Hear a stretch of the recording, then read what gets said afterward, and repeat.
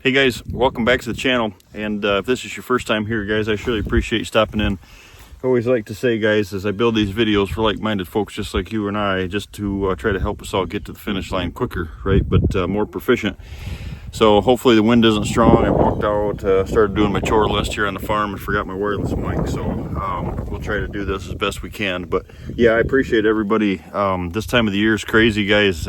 Traveling all over the country, clients, and when I'm home, trying to get some of my own chore list done, right? And today what we're talking about is we're going to be doing some seeding, some interseeding, or whether, depending on where you're at in the country, that could be labeled as frost seeding, right?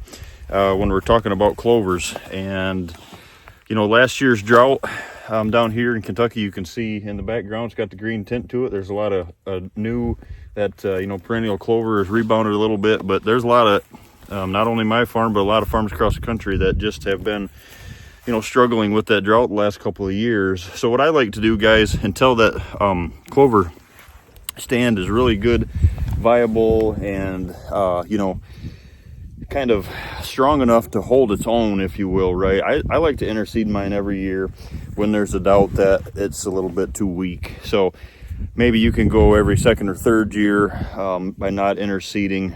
But until that's established, I like to just stay on top of it. So if you're up north, the term, right, is frost seeding. It's because that ground, a lot of folks, so to start with that, a lot of folks, I believe, frost seed or seed a little bit too early because, you know, you kind of get that false, I don't know if we want to call it false spring, or, you know, we go out there and the snow is starting to dissipate, and we get a little ahead of ourselves, right? So we're frost seeding in January. Sometimes I see folks, and that's not what you want to do up north, Midwest and up north, guys. You want to wait until that, you know, you don't want to frost seed on top of 6-8 inches of snow. You want to wait till it's, you know, a couple inches and not too many hard killing frost down in that 10-day or, you know, in that 2-week time period. If you're looking ahead at your 14-day weather forecast, right, or something like that. Because when it germinates, last thing we want to do, it's not cheap. You know, these 2 bags are $200 and some a piece, right? So 50 pounds, and they cover a lot of ground, but you don't want to waste it. So what we're, you know, what I'm recommending, guys, is waiting up north a little bit until you have a little bit of moisture left. And then up there, when we're talking about frost seeding, the ground is actually, you know, frosting and warming up, frosting again, warming up, and it's, it is receiving that clover, let's say, into that, you know, frost seeding seed that you're putting on. A lot of times it's clover, it's accepting it into the ground. So the further south you go, it's really not frost seeding because I don't have any frost here. I don't have any frost in the ground, to be honest with you. There might have been a week throughout the entire year here in central Kentucky that I had frost, and I sure don't have frost now because it's greening up and we're the last couple of days of February, right? So so that's not the case. It's an interseeding or an overseeding. So if you have a tillage tool, something like an aerator, and or you know, a no-till drill, you know, something to do a little soil irritation and not kill stuff, it's a great thing to, you know, interseed, get that good seed to soil contact. But a lot of us are doing these on our shot plots and stuff this time of the year, let's say, by broadcasting. And broadcasting, guys, just always remember, you got to plan for the, you know, ahead a little bit. You got to plan for the worst. You're going to lose some of it to the birds. You're going to lose some of it to, you know, just not good seed to soil contact. But, you know, mine are struggling this year. I got 2 out of my 4 here on the home farm that are actually pretty good, that I'll show you along the way. This one here, guys, there was nothing in here before. It was a solid little old cedar brush. I've sprayed it multiple times over the, you know, since I've been here at the farm for 4 years now, and I've finally got it that I've got a bunch of the nonsense set back, and I'm able, you know, starting now to see it's got more clover in it right now, going into the spring of the year here than it's ever had, right? So I'm with some seeding and overseeding and interseeding and spraying and staying on top of it, using that clethodim in the, you know, summer. I'm able to finally get it to where it's at. But so here's what I do, guys, right? As we're overseeding, I'm using white or ladino clover, and then I'm using red clover. and they're both perennials. And then what I'll do is I'll go back in the fall of the year. Some of my fall blends have clover in it, so I'll just bring some separate clover out, because I'm not planting my food plot bulky food in my shot plots such as this is. You can see I got a blind right down there that's off the end for this shot plot, and the food plot is divided by the screening and then going out into the big food plot. That half octagon that you see on top of the hill right there, there's actually another shot plot in front of that, and food on the other side of the hill, another food plot. So we're focusing on our shot plots right now, because my food plots have enough clover in them because I added clover to them last fall.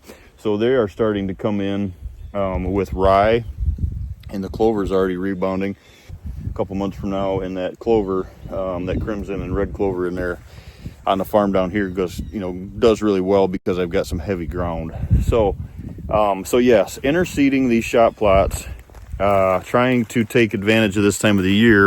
Like I said, I find that frost seeding term sometimes is thrown around kind of loosely, because of where you're at in the country. Do you have frost? Do you not? So right now, guys, I just got home on a client trip from Client Trips, and my boys' graduation, boot camp graduation out there in Missouri and at Fort Leonard Wood, and did the clients after that, and just got home. And it rained last night. It rained a week ago. There was snow a week ago. Rain today, 60 and 70 degree temperatures, and I've got rain coming next week. So perfect time, right, to get this going. One of the things, guys, we're going to focus on throughout our food plotting talk here, moving forward with the business and the channel, and I'm guilty of this, horribly guilty of this. Timing is such a huge thing when you're planning, right? Something to think about, guys. One of the best pieces of advice I can give you, that I've learned over the years, is this. I'm always trying to plant ahead of a rain, right? The older I get, more experience I get, depending on where you're at in the country, what I have found, guys, is be patient and plant between the rains. Get a good rain like we got last night, get that moisture in that soil profile, then plant, then get another rain. That's we can't ever guarantee the rains, but I have found over the years that I've got way more patient with planting, and really watched my seed rates, slowed down, trying to figure out the soil, right? And that's where Brad Harper Growing Solutions, guys, great friend of mine, he's just a wealth of knowledge. The man has forgot more about dirt than I'll ever know, right? So somebody like Brad, or Brad himself, highly recommend reaching out to him, understanding the biology, the soil conditions first, and what it is that we're actually trying to accomplish. So whether that's seed from Brad, whether that's the mineral for the deer health side, whether that's the liquid fertilizer and lime side that he's got through Full Spectrum, there's a purpose, right? And if you know that purpose, you have a game plan. Sometimes every farm, most of the time, is all different, right? Because we all have a different plan. We all have a different stage at where we're at. So it's not just this one hat fits all. So at the end of the video, right, take this into heart. It ties right back into the topic that I started with. It's not just a frost seed every year just because Joe, the YouTube channel, says, hey, we need to frost seed every year. And what are you frost seeding? I see a lot of people frost seeding an annual clover, which, you want to be doing these perennials, and then backing it up with more annual perennial at certain times of the year, like through the fall. So it's, like I said, guys, Ladino red, I'm interseeding because it's already established, but this one here is weak, so I'm going stronger on this one. So I'm probably going to do about 8 pounds per acre, 4 of each. And then the one that is established, maybe I'll cut that back even further. I've got one on my lease down the road that's not established yet, so that's going to be 8 pounds. You know what I mean? So just look at what you have, study your ground, study the purpose. And then by doing this, we're prepping all this and getting ready. I've got some rye in here too, just left over. I'm going to put that out on the food plots just to help my rye growth this year. So come May, I've got good, make sure I've got that good product to crimp. And you can see the dirt is changing, guys. Take you for a walk here. The food plots, they struggled last year. I've got the real wood feeders there, which is now the wicked log feeders. Wicked Log Solutions there, Bo and the crew. But you can see it's got the green tint to it, and you can see the color, guys, if you follow the channel at all. That food plot started as a gray clay nastiness when I started, and it's got a soil look to it now, right? It's just not dirt. So we're gaining. But yeah, I just wanted to touch on that with you guys. Is maybe you got a frost seed, maybe you can frost seed where you're at in the country, maybe you have to interseed. I just like doing it, if not every year, as far as the interseeding, really going out and getting real personal on where you're at, right? Like I said, my farm's different than my lease, and so do you need it, do you not? Just stay on top of it. Make sure that we're focusing on the groceries and the soil health. And are you a frost seed candidate? Are you not? There's a laundry list of stuff that I've got to get, going here. All this old screening's got to get mowed away. Start the, the decomposing process of that, get it gone. So we've got areas and time to do. This is all that sorghum, or the milo, guys, that we planted last year. The milo, that test milo, you can see there's still a lot of head left on that seed. They're still eating it.